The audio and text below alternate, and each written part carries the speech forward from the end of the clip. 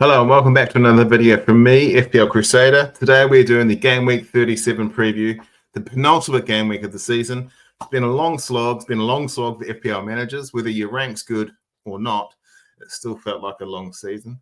But it's been longer for the actual players. So without them, we wouldn't be able to play this game we're all slightly obsessed with. So I guess thank you to them. Speaking of the players, Game Week 37, what makes it difficult? The first thing that comes to mind are these cup finals that are coming up. So we've got Crystal Palace and Manchester City playing each other in the FA Cup final, and then the Europa is two English teams as well, Spurs and Manchester United.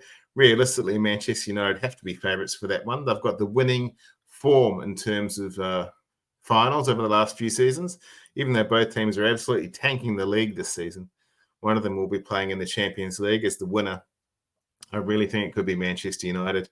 I think it would be funny if Spurs got a European trophy before Arsenal. I just think that's very funny in the grand scheme of things. But in reality, as someone who supports the West London team, it would be funny to see the North London teams bottle every year. So we'll see how that goes.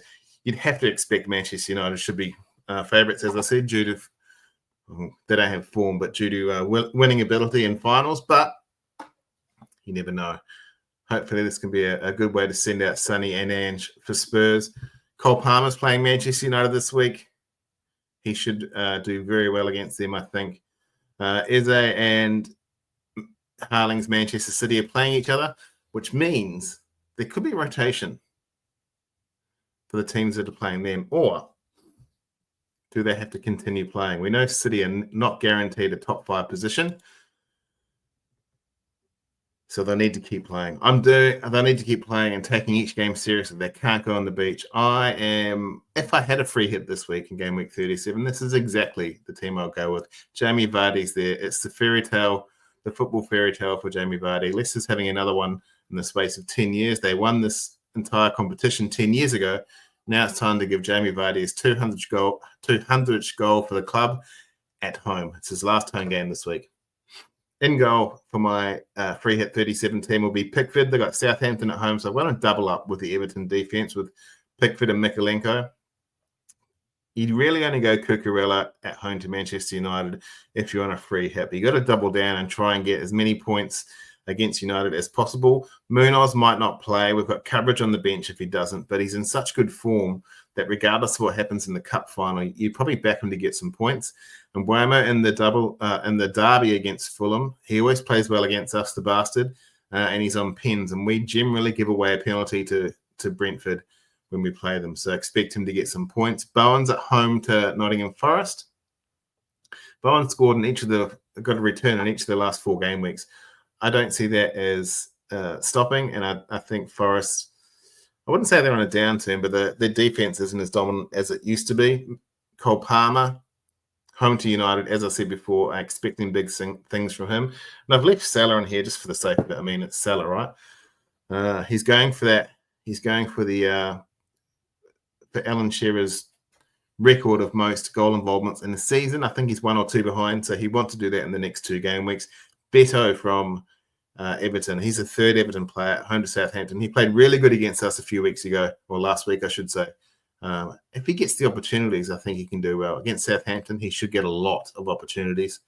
We've got Watkins there against Tottenham, as I said. I think he'll do really well against them. Romero and Van der Ven should get some minutes, but you can't expect them to get a full 90 just a few days out from their cup final. And Jamie Vardy, the fairy tale, it will happen. Henderson is my backup goalie. I think Pickford will play, so I don't need him. El Canousas could play if any of the front 7 don't start, but I don't see that as happening because none of them are really at any risk. Wan-Bissaka will be the one that will come in for Munoz if needed, and Vardiol, if I have an absolute mare and 2 players don't start, Vardiol will jump in there as well. So that's the team. Expected points of 55. Hopefully if you're on a free hit 37, post it below either on YouTube or I usually check X and what's the other one? Blue Sky. Show me your team, send me a screenshot, or say other players you'd like to see in your team, and then we can discuss from there. Speaking of what you're bringing into your team, FPL Most Wanted for this game week, there hasn't been a lot of transfers so far this game week. We're still 24 hours out The deadline is in the wee hours of the morning in Australia time, so I won't be there for that. But I'm making my plans early, but they're also not at risk of not starting because I'm bringing in absolute talisman for my teams, and both teams need to win. Ollie Watkins is the most transferred in player. 260,000 people want Ollie Watkins there. Tottenham and Manchester United. Interestingly enough, number 2 is Eze. 135,000 of us have brought him in. Wolves and Liverpool. Will he get full 90 minutes against Wolves? Going to Anfield on the final day of the season to the team that's already won, they will absolutely want to win that game, Liverpool. What are you really expecting from Eze away at Liverpool? I just don't see it, to be honest. So I definitely wouldn't bring him in, and I'd even contemplate taking out some of the Chelsea players. Some of the Crystal Palace players this week. I know it says Everton because not long before I started this, Beto was ahead of Bowen in terms of being brought in, but there's been a late rush for Bowen, 75,000 people. He'll do well this week. He's got Forest and he's got a plum game in game week 38, which we'll touch on a little bit later. Honourable mention to Beto and Sade, 72 and 65k respectively. Expect those numbers to slightly increase towards deadline, especially considering a lot of people fang it up for their favourite content creator on their deadline stream, and will just pump out their transfers during that stream as well. Expected points for game week 37. Cole Palmer is first. Salah, Watkins. Funnily enough, Asensio is right there as well. You wanted a cheeky punt on him. And Buemo and Rodgers, I mean, realistically, Asensio, Rodgers, they're all the same. Neto, the man of the hour. We'll talk about him a little bit later. He's in my differentials. There's a couple of reasons why. It does involve Jackson, and it does involve Sancho. Saka is there as well. 5 points at home to Newcastle. Newcastle need to win to put the pressure on both Arsenal and City. Sancho and Madueke there as well. So it's only really 3 or 4 teams. I don't believe Sancho can play, so you need to take Sancho out of your thinking. He can't play against Manchester United, his parent club. Match odds for this game week. So it's pretty obvious that Aston Villa, Chelsea, and Everton are all going to get victories against Spurs, United, and Southampton. Those are the odds anyway. They're all in the 70% range, as is City against Bournemouth. But depending on what happens in that cup final, that could dramatically change. Also, Bournemouth being pressing monsters, they could really force City to struggle. That being said, Bournemouth, while they're really good in the middle of the season, last few game weeks have been relatively disappointing. They've been struggling for wins, so maybe City will run away with it. Arsenal, almost 50% to win, as with Brentford as well, and the rest of the teams are relatively close there. As I said, it's a very strange game week because of the 2 cup finals that surround it. Projected goals and clean sheet odds. Look at the goals there for Manchester United. Second last to Southampton, but only 9% clean sheet against Chelsea. Theirs is a 40%. Everton's is 46. Aston Villa's 32. So they're the 3 teams that are really pumping up the cleans. City is right down the bottom there as well, but you don't really trust that, do you? When was the last time City got a clean sheet against a half decent team anyway? We know we got one last year against Southampton, but they also couldn't score. Frustrating game to watch. Brentford should get 2 goals against Fulham. I reckon they could put 3 or 4 past us. I think we're still playing well, but we just have these lapses of concentration, which genuinely cost us goals, not just chances, but we're losing goals. So a bit frustrating. Interesting to see there, the Brighton and Liverpool expected goals are relatively the same. So most goals for this game week, Villa, followed by Chelsea. Highest chance of a clean sheet would be Everton, followed by Chelsea as well. Geez, if Chelsea are in good form, they'll be an absolute shoo-in this week. Captaincy conundrum for 37. I've got Watkins, I've got Mbuemo, and I've got Palmer as my top 3. Watkins is expecting that 4.4 points this week. I expect that to be much higher. This is based on a Tottenham team that's actually good, but I expect that to be a little bit higher myself. Brentford is, Villa, you're playing Tottenham. They're at home. Spurs could rotate, and Ollie is just the man of the hour. He loves scoring. And Mbuemo shows up for Dami games. He's got 6 points in his pocket, according to this. Expect that to be double figures. Same with Cole Palmer as well, all over the shop. So the interesting thing is for Cole Palmer is now that Jackson's been suspended, he'll need to find someone else. And there could be someone else with an outlet for him to get to. Sancho isn't there, so all likelihood that Madueke will start on the wings. They'll need another winger as well. I don't think Nkunku will play because if he's not injured, he's just out of favour. But Palmer, honourable mention is Salah for the captaincy conundrum. So if you got Salah, then completely understand it. But Palmer could go with this guy. If we just go to Diamond Differentials, Neto. There's a strong chance that Neto could be playing as a central striker in Jackson's absence. So in terms of differential, he's right up there. They got Manchester United away. He's looking in such good form, Neto, over the last few weeks. We know from his Wolves career that he's been an FPL asset that you really want, but doesn't always fire off. He needs to find that consistency. It's very hard to find that consistency in a Chelsea team. I think they need a leader to wrangle all the talent and push it forward together. If they did that, they could easily challenge for the league title any year over the next 3 or 4 years, given the amount of talent they've got. They just need someone, need some leadership there, and also need some leadership in terms of their offensive prowess as well. Seems like to me there's a bunch of people trying to do it themselves, and then they pass to another person on their team, and it doesn't feel like there's much connection between the players. But for me, this week, Neto will be an absolute diamond differential. Kevin Sade, 4 goals in the last 3 against a Fulham that are vulnerable on the break. I mean, one of the things you want in an FPL asset is form and confidence, and he's got it both. He's a really big game player, and also I think we're just starting to see the new star of Brentford.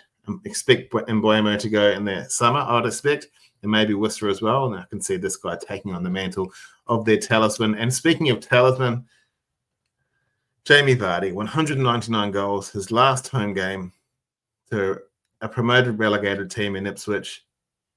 It's written in the stars. He will score at least 1 goal this game week.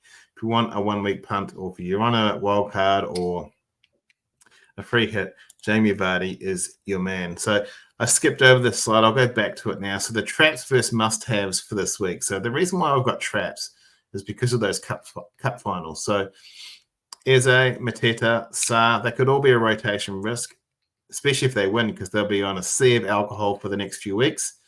And same with Bruno Fernandes. I mean, Manchester United are 16th. If they win the Europa League, they'll be Champions League team next season, and you could just expect them to be part of the top 8 next season.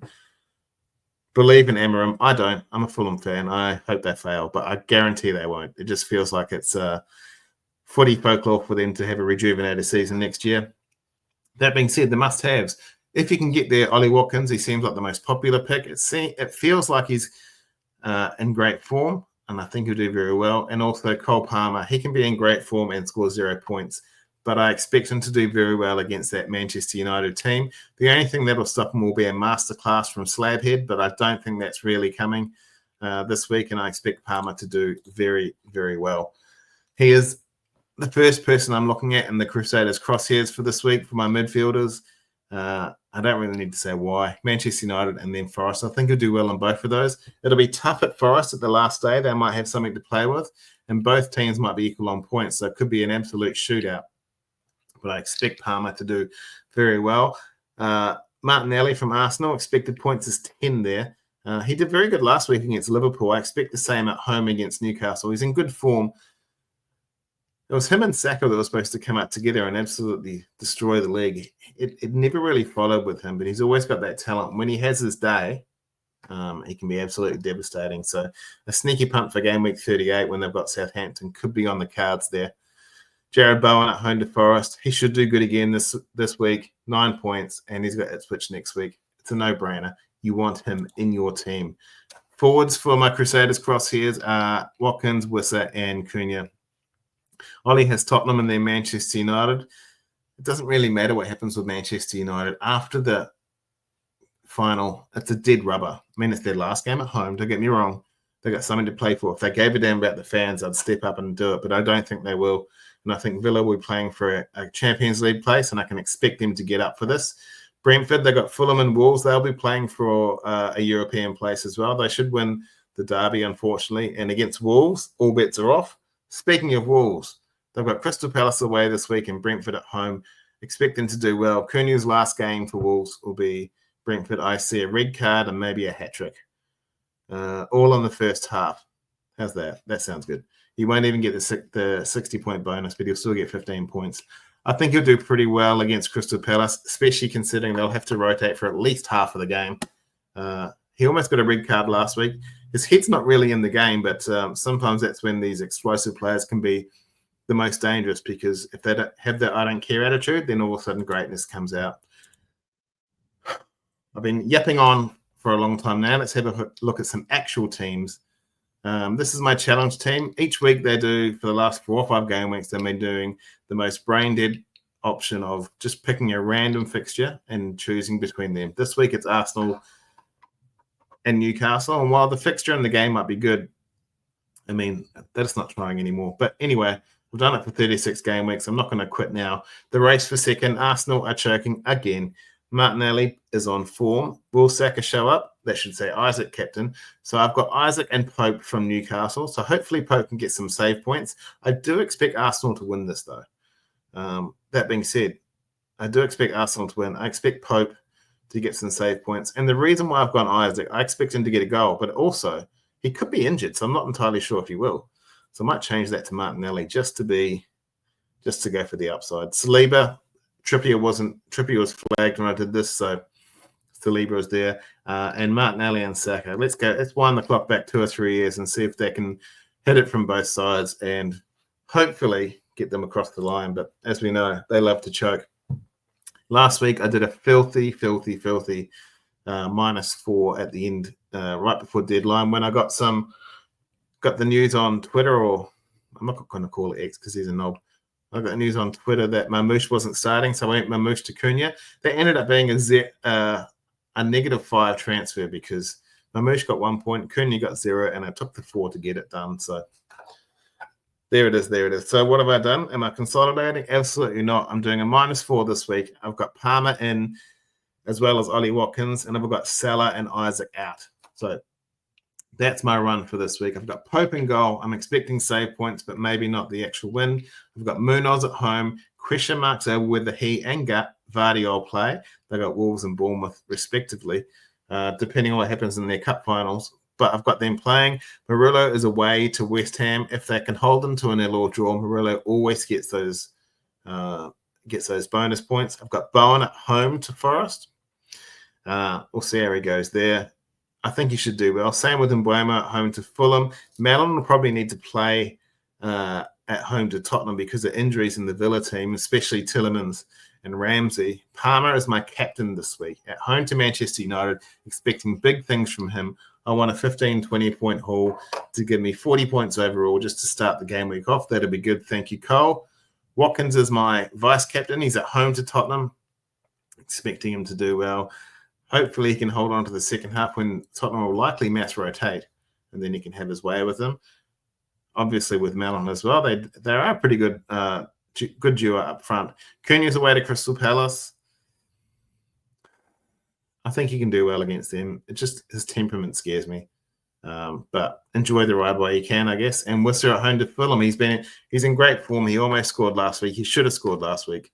But it just didn't happen. As you can see, Fabianski is still on my bench. He'll go next week because I need to do my bench boost. I'll probably end up taking a -8 for the bench boost. I'll probably get about 8 points on my bench boost. So that's just how it's going to roll. I've got Kluivert away to City on the bench. I've got Huijsen away to City on the bench. And I've got Timber at home to Newcastle on the bench. So Murillo is flagged. Excuse me. Murillo is flagged. If he doesn't play, then Timber comes in for that Newcastle game. But we'll see how that goes. I think Murillo will play, and I think they'll do relatively well. Also want Bowen to do well. A few of my teams are playing each other here, so it's a bit frustrating, but it is what it is. There is an early deadline this week, so don't forget your early deadline. In Australia, it's 3 a.m. on Saturday the 17th, and in the UK, it is 6 p.m. on the 16th. Now, my math isn't that flash. I'm pretty sure you guys are 9 hours behind us, but check your local guides and see, or check your app and see when the deadline is in your area. Leave me a message down below, not only with your free hit team, but also who is your captain for this game week, because it's a very interesting game week. I might actually chuck a poll up there just to see how we go. But that's all from me. Thank you very much for tuning in. I hope your arrows are greens and your differentials score hat tricks. Don't forget to be nice to each other. There's a bit of hate going on in the world at the moment. Let's all just be happy, merry, and go into the off season in a positive note. Thank you for tuning in. My name's Luke, FPL Crusader. Have a good week.